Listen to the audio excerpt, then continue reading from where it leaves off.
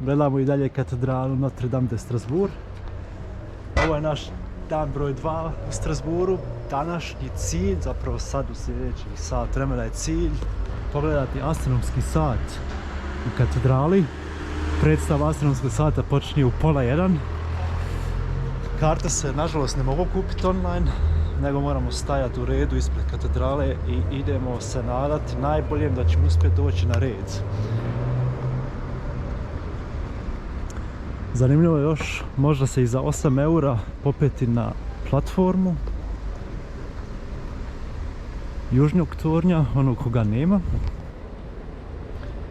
Također se čeka red ispred katedrale. Online ne može, ne znamo zbog čega, ali situacija je takva. Da, našli smo ulaz za astronomski sat. Tarifa je 3 eura. Reda nema, nadamo se, kasa je tu. I idemo sada vidjeti da u predstavu imamo još nekih pola sata do početka.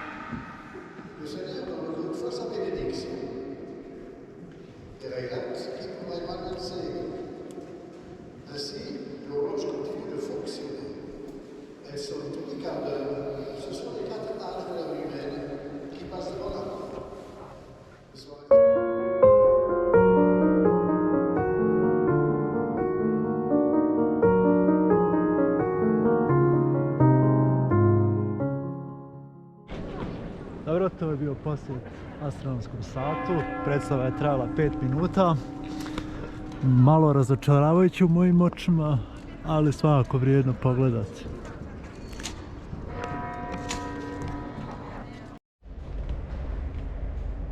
Da, biciklo.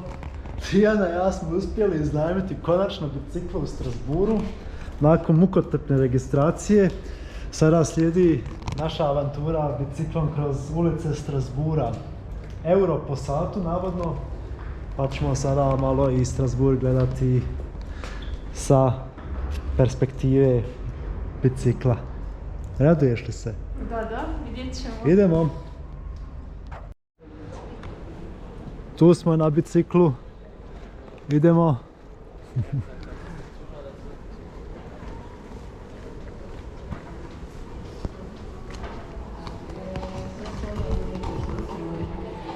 Vožnja po Strasbourgu. Ideš, Tiki?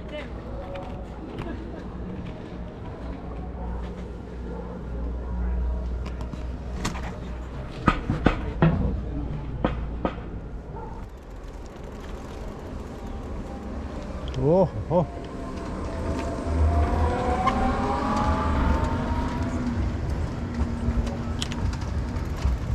Naša biciklistička tura Strasbourgom.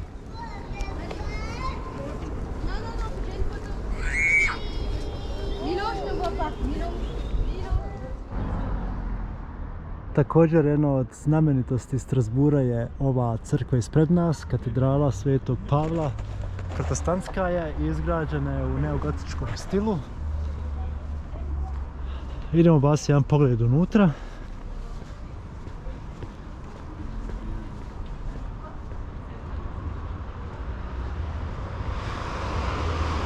Tu je ovo par informacija o ovoj crkvi.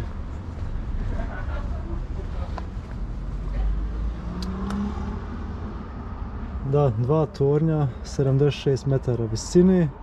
Između njih je velika rozeta, 8 metara u promjeru.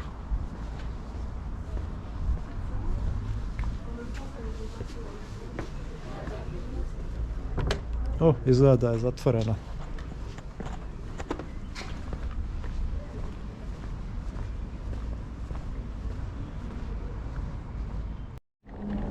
Dobro, to je bila crkva Svetog Pavla.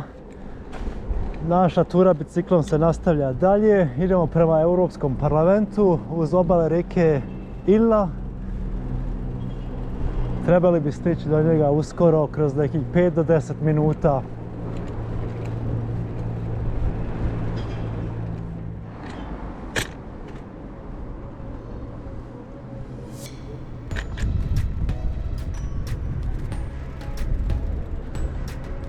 Rijeka Ill.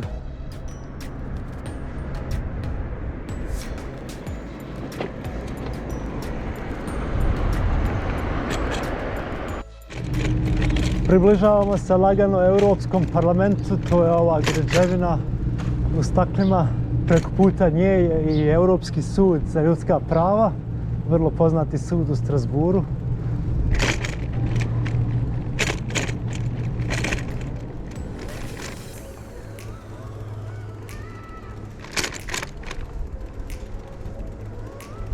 Da, to je Europski parlament.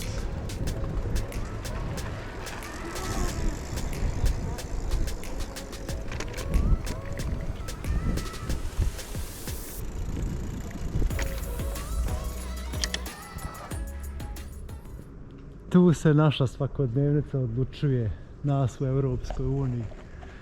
Pored Brisela, još jedini grad gdje je sjedište Europske unije. Ima još jedna građevina preko puta ove i preko puta obale rijeke Ill. Sad ćemo doći do tamo, ovo je jedan dio parlamenta. Pošto ima već 900 parlamentaraca, morali su izgraditi još jednu dodatnu građevinu za sve nas zastupnike, ne mene, ali za 900 zastupnika. I to je građevina preko puta rijeke Ill na kojoj ćemo mi sada nastaviti doći. Pa idemo vidjeti dalje. Aha, stiže i tura brodom.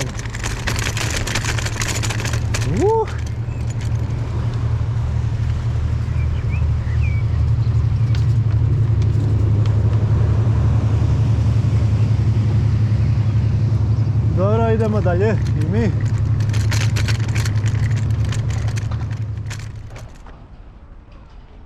I drugi dio građevine Europskog parlamenta u Strasburu. Uspješno smo stigli. Da, imamo sad i ukrajinsku zastavu zbog situacije u Ukrajini. Ali to je to. Drugi dio građevine Europskog parlamenta. To je naš bajk. A naša tura bicikloma se dalje nastavlja. Idemo sada prema Parc de l'Orangerie, gradski park. Ok, to je bio Europski parlament i upravo sada gledamo i Europski sud za ljudska prava, ova staklena građevina ispred nas. Naš put se nastavlja prema Parc de l'Orangerie, gradski park naranđe, nadam se da se tako prevodi.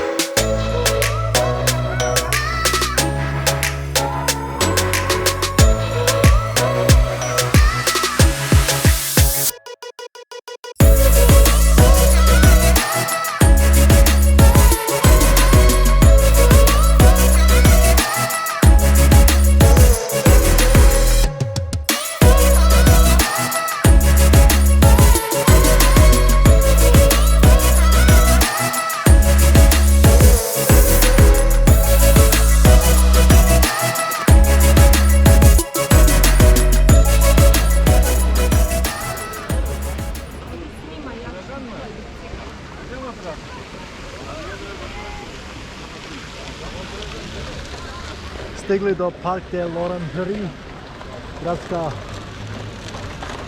gradski park u Strasburu.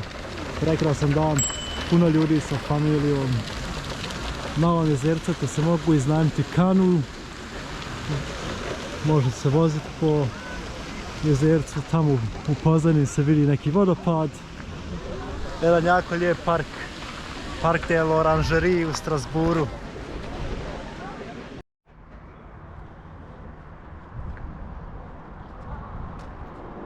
Pravoslavna crkva u Strasburu, prekrasnih boja. Moskovska patrijarhija.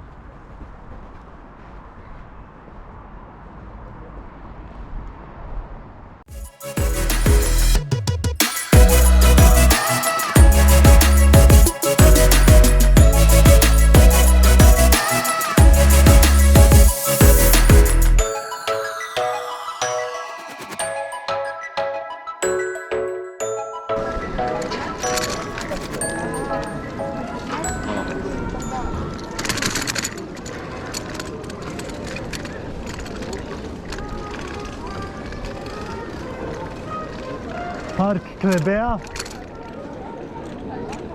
Ne park, plac Klebea. Trg Klebea.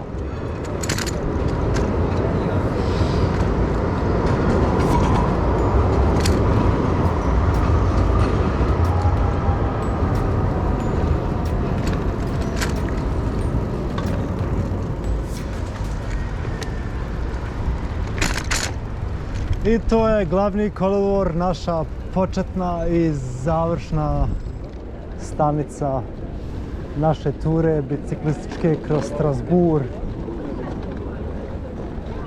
Idemo još sada vratiti biciklo.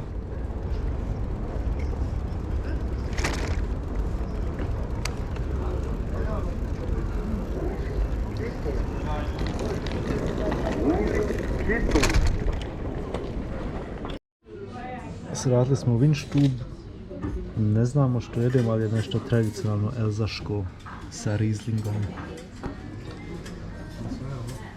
I kotijane također ista hrana.